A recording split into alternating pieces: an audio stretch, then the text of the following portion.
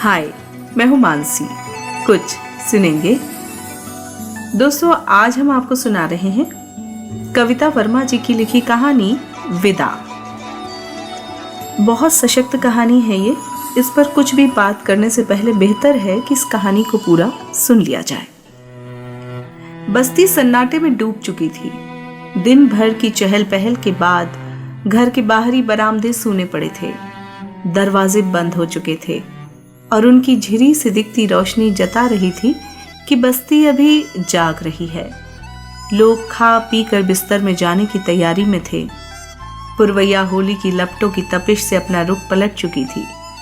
टेसू विदा होने की और गुलमोहर फूट पड़ने की तैयारी में थे।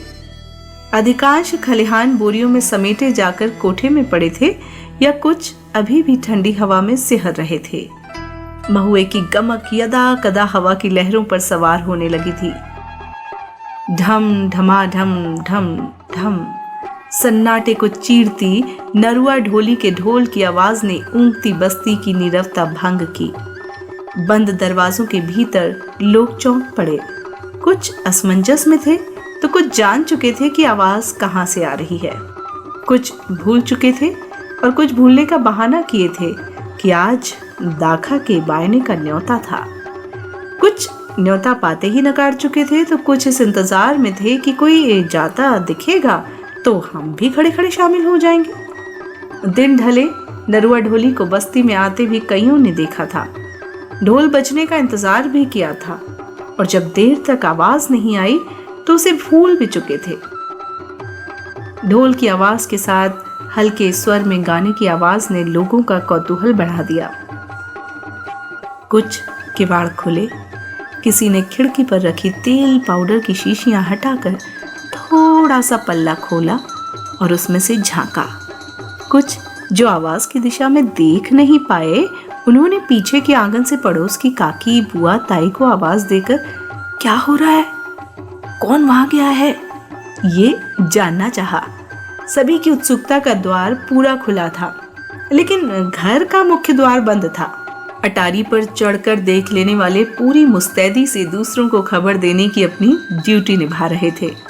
उन्होंने देखा था नरुआ ढोली पूरी तन्मयता से ढोल बजा रहा था और दाखा सीधे पल्ले की पीली साड़ी, हाथ भर चूड़ियां, कंगन, हार पहने, बालों में गजरा और गले में फूलों की माला पहने बन्नी गाते हुए घर के सामने आंगन में नाच रही थी। दाखा की बूढ़ी माई दरवाजे पर बैठी दाखा के हांफने से टूट रही तान को अपने बूढ़े स्वर का सहारा देकर संभाल रही थी। भरे पूरे शरीर और ऊंची कद काठी की दाखा ने जीवन के 35 बसंत अकेले ही पार कर लिए थे। माता पिता की इकलौती संतान दाखा के सिर से पिता का साया 18वें बसंत में ही उठ गया था और उनकी चिता के साथ ही उसकी जिंदगी के अरमान भी भस्म हो गए थे। थोड़ी सी जमीन थी जिस पर चचेरे भाइयों की नियत लगी थी। यह बात दाखा का बाप जीते जी भांप गया था और पत्नी और बेटी को आगाह भी कर गया था। काका की चिता की आग ठंडी भी नहीं हुई थी और खानदान के वारिस होने के अधिकार से चचेरे भाइयों ने खेत में अपनी झोपड़ी बांध ली। उनके अनुसार लड़की का कोई हक नहीं था। पिता की लाडली दाखा अपने शौक को परे रखकर कमर में फेंटा कसे खुद से भी हाथ ऊंचा लठ लेकर पहुंच गई थी खेत पर और रणचंडी बनी सब पर टूट पड़ी। जो सामने आया उसका सिर फोड़ा, झोपड़ा तहस नहस किया और अपनी चोटों को लेकर पहुंच गई थाने। बाप की मौत का दुख वहां जाकर बुक्का फाड़ कर फूटा। पुलिस की गाड़ी में बैठकर जब दाखा घर आई तो रिश्तेदार एक एक कर खिसक गए। काका ताऊ ने रोते हुए अपने जख्म दिखाए तो दरोगा ने दाखा की तरफ आंख तरेरी। दाखा ने अपनी बेगुनाही के लिए कोई गुहार नहीं लगाई, बल्कि दर्द और दुख से जूझते हुए डट कर खड़ी हो गई और ऐलान कर दिया कि अपने जीते जी बापू की जमीन किसी और को नहीं जोतने दूंगी। लड़का नहीं है तो क्या, जमीन मेरे बाप की है और अब मेरी। दरोगा भला आदमी था। दाखा की कम उम्र की नासमझी देख बस्ती के 2-4 बुजुर्गों के साथ बैठकर उसने मामले को रफा दफा किया। दाखा की माँ को रिपोर्ट करने की ऊंच नीच समझाई तो काका ताऊ को नए नियम कानून बताए। दाखा को मनाने में खासी परेशानी भी हुई। वो भरी बैठी थी। बापू के गम के साथ अपनों के धोखे ने उसे आहत किया था। सब दुश्मन नजर आ रहे थे। ऐसे में किसी की बात मानना खुद को कमजोर करना महसूस हो रहा था। माई के आंसू और बड़े बुजुर्गों के दखल के बाद किसी तरह वो मानी थी। बापू के कारज में उसने किसी भाई को पगड़ी नहीं पहनाने दी। सबके सामने घोषणा कर दी, बापू की वारिस वो, उनकी जिम्मेदारियां उसकी, तो पगड़ी भी वही पहनेगी।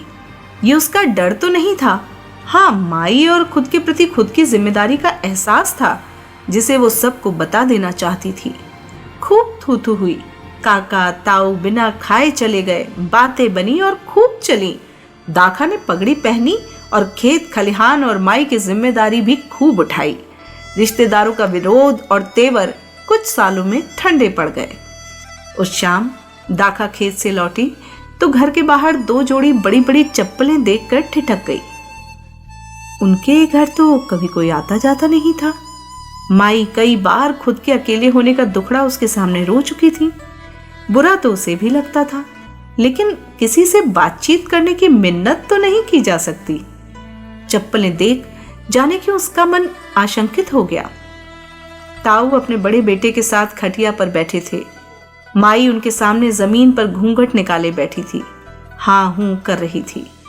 जवान बेटी का टेम बेटेम खेत पर जाना, आदमियों की तरह हल बख्तर करना, खानदान का नाम कलंक ऊंच नीच सभी माई को समझा चुके थे। दाखा प्रणाम करके अंदर चली गई। हाथ पांव धोकर चाय बना लाई। रिश्ता लाए थे ताऊ। ताऊ के साली का विधुर बेटा, 3 बच्चों का बाप। दाखा का खून खौल गया। ताऊ को बाहर छोड़ते हुए दाखा ने दृढ़ स्वर में कहा था, ताऊ जी बिसनवा के लिए कोई दूसरी लड़की देख लेना, अभी मेरी जिम्मेदारी पूरी नहीं हुई है। ताऊ फड़फड़ाते चले गए। काका को भनक लगी तो अगले महीने वो अपने साली के बेटे का रिश्ता ले आए। ताऊ काका में इस बात को लेकर कहा सुनी हुई तो दोनों लड़कों के गुण दोष उजागर हो गए। सावन की भीगी रातों में दाखा अकेली जलती रही। बसंत की हिलोरें उसके मन में भी उठती गिरती रही। नदी के पानी में पैर छपकाते कहीं दूर क्षितिज को देखते किसी का इंतजार बना रहा। लहराती फसल सी आस निराश बहती रही। ताऊ काका की नीयत उजागर होने से गांव बस्ती के और लोगों को भी रास्ता मिल गया। माई के पास बस्ती वालों की आवाजाही बढ़ गई। माई को जमाने की ऊंच नीच खुद की जिम्मेदारियां समझाई गईं। दाखा की सख्त ताकीद थी, उसे बताए बिना किसी से कुछ नहीं कहना। अब दाखा पहले की तरह तूफान नहीं उठाती थी बस्ती में। बस्ती वालों से हंस बोलकर माई का समय कट जाता था। अकेले और पराये हो जाने का दुख धीरे धीरे कम हो चला था। कभी कभी माई भी उसे ऊंच नीच समझाती, पर दाखा का एक ही जवाब होता, जो मुझसे शादी करना चाहेगा जमीन से नहीं, कल को जमीन खुद के नाम करवा कर तुझे मुझे घर से बाहर कर दे तो। माई ये सब मतलब के रिश्ते हैं, जमीन के हिस्से के बदले सौदा है। शादी उससे करूंगी जो तेरी जिम्मेदारी भी उठाए, तुझे बुढ़ापे में अकेले छोड़कर नहीं जाऊंगी। माई क्या कहती, उम्र के साथ अकेले पड़ने की आशंका उसे भी खाई जाती थी। दाखा के सूने जीवन में कई बार बसंत ने दस्तक दी। उसका तन मन पलाश सा दहका, उमंगे गुलमोहर की कली सी चटकी, लेकिन वो प्रेम के आगोश में भी चकित हिरणी सी ही रही। अपनों के धोखे ने उसे चौकन्ना रहना सिखा दिया था। बातों बातों में मन की थाह लेना उसने सीख लिया था। प्रेम के परे की मंशा समझकर क्रोध और दुख की आंधियां उस पर छा जाती और कच्ची अंबियों से उसके अरमान बिखर जाते। कई दिनों तक ठूंठ मन लिए वो घंटों खेत पर बैठी रहती, फिर माई को याद कर वापस लौटती। जिसकी वो हो जाती, जमीन तो उसे ही मिलती, लेकिन उसने अपनी चाहना को जिद बना लिया था कि पहले उसे अपनाया जाए। रिश्तेदार गांव बस्ती वाले साजिश कर जिससे उसका परिचय करवाते, वो प्रेम की सुवास के नीचे लालच की गंध में लिपटा रहता, जो जल्दी ही उजागर हो जाती। उस दिन सावन की रिमझिम में वो ककड़ी खाते खेत से घर लौट रही थी, जब गांव के छोर पर 2 कमरे के उस मकान से जलने की बदबू, खांसने और बच्चे के रोने की आवाज आई, जिससे उसके कदम ठिठक गए। खिड़की से झांक कर देखा, 35-40 वर्ष का वो आदमी गीली लकड़ियों के धुंधाते चूल्हे पर खांसते, आंख मलते झुका हुआ था। पास ही 5-6 साल का बच्चा आंखें नाक मसलते हुए चीख रहा था और खाट पर एक बुढ़िया मुंह लपेटे लस्त पस्त पड़ी थी। दाखा की हंसी छूट गई, जो उस आदमी द्वारा देखे जाने पर करुणा में बदल गई। गांव के स्कूल में आया वो मास्टर बूढ़ी माँ और बच्चे के साथ जीवन की जद्दोजहद में लगा था। उसके सावन, शरद, बसंत बीवी के साथ ही चले गए थे, जो उसके सीधेपन से आजिज आकर भाग गई थी। पहले तो दाखा ने सोचा, मुझे क्या, लेकिन कुछ तो था उन निरीह आंखों में, जिसने उसके कदमों नहीं बल्कि मन को भी बांध लिया था। चुनकर सूखी लकड़ियों से चूल्हा जलाते उसने उन आंखों की कृतज्ञता देखी तो रीझ गई। उस घर से आती भात की सौंधी खुशबू जब गांव तक पहुंची तो सबके कलेजे पर सांप लौट गए। जात पात के नाग ने सिर उठाया, लेकिन फुफकार न सका। दाखा की दबंगई और इतने सालों की असफलता ने जल्द ही सबको समझा दिया कि इन तिलों से तेल नहीं निकलेगा। मास्टर दाखा के मन की कोमलता पर रीझ गया तो दाखा उसके सीधेपन पर। लेकिन सिर्फ यही एक बात नहीं थी। देखभाल करते दाखा के भीतर की औरत और माँ को संतुष्टि मिलती थी, जो प्रेमिका होने से कहीं ज्यादा बड़ी तसल्ली थी। मास्टर अपनी नौकरी में खुश था। उसे दाखा के खेत घर से कोई मतलब नहीं था। उसे तो खेती की कोई समझ ही नहीं थी। दाखा की माँ को वो सम्मान देता, उनके पास बैठकर बातें करता। उसका बेटा उनकी गोद में बैठता तो माई का दिल भर आता। दाखा अभी भी असमंजस में थी। माई को छोड़कर जाने का ख्याल उसे कमजोर करता। इतने साल अकेलेपन से लड़ी खुद की लड़ाई को यूं हार जाना बेमानी लगता। माई ने उसे समझाया। उनके बाद दाखा के अकेले होने की दुहाई दी। मास्टर ने फैसला दाखा पर छोड़ दिया। खेत की कमाई जीवन भर दाखा की रहेगी। वो अपनी मास्टरी से उसे 2 रोटी खिला सकता है, वो बता चुका था। दाखा का मन इस साथ को छोड़ने का नहीं था। आशंकाओं के फन दिनों दिन बैठते जा रहे थे। अंततः उसने फैसला कर लिया। खुद ही पंडित से मुहूर्त निकलवाया, खुद ही दोनों घरों में लिपाई छपाई की। न्योता तो पूरी बिरादरी और बस्ती को गया था, लेकिन कुछ भलाई बुराई और कुछ नाराजगी के डर से कोई नहीं आया। 5 बायने नरुआ ढोली के ढोल पर दाखा खूब नाची। मास्टर बेटे का हाथ पकड़कर अकेले ही आया। माई ने द्वार चार किया। आधी रात तक पंडित के मंत्रोच्चार गूंजते रहे, फेरे हुए। बंद किवाड़ों के पीछे लोग कसमसाते रहे, कुंडी खोलते लगाते रहे। बस्ती में खेलती दाखा, हर घर में काकी बुआ ताई कहकर लड़याती दाखा, किसी की भी जरूरत पर दौड़ती दाखा, पिता की लाडली पगड़ी पहनती दाखा, खेत जोतती फसल काटती दाखा, जमाने से अकेले जूझती दाखा, आज हर आंख हर दिल में झूल रही थी। वही दाखा आज अकेले फेरे ले रही थी। सुबह 4 बजे माई और दाखा के संवेद रुदन ने बस्ती की तंद्रा को तोड़ा। कई आंखें बह निकली और कई झपक कर तकियों में जज्ब हो गईं। चावल पछाड़ती दाखा के पीछे आंचल पसारे खड़ी माई के कंधे पर किसी की हथेली का सहारा मिला।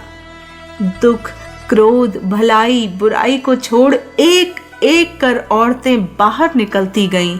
विदा होती दाखा से एक एक कर बस्ती की औरतें गले मिलीं। किसी ने उसके हाथ पर रुपए रखे, किसी ने उसके पैर पड़े। विदा के इस दुख की पीड़ा सभी ने झेली थी, जो जात पात स्वार्थ से ज्यादा गहरी थी। ये थी कविता वर्मा जी की लिखी कहानी विदा। महिला दिवस के आसपास इससे बेहतर क्या ही कहानी होगी सुनाने के लिए। आपको बहुत शुक्रिया इस कहानी के पॉडकास्ट की आपने हमें अनुमति दी कविता जी, और आपको बहुत बधाई कि आपके कहानी की नायिका दाखा परिस्थितियों और संघर्ष से हारी नहीं। ये बहुत ज़रूरी था, क्योंकि दाखा जैसी बेटियां हैं तभी महिला उत्सव को मनाने के कोई मायने हैं, वरना नहीं। आपको एक सशक्त कहानी लिखने के लिए पुनः बधाई। और दोस्तों, अब हम चलते हैं। कल फिर मुलाकात होगी किसी नई कविता के साथ, किसी नई कहानी के साथ, या फिर किसी नए किस्से के साथ। लेकिन बात वही पुरानी है कि सब्सक्राइब करना मत भूलिएगा, है ना। बाय बाय, अलविदा, टेक केयर।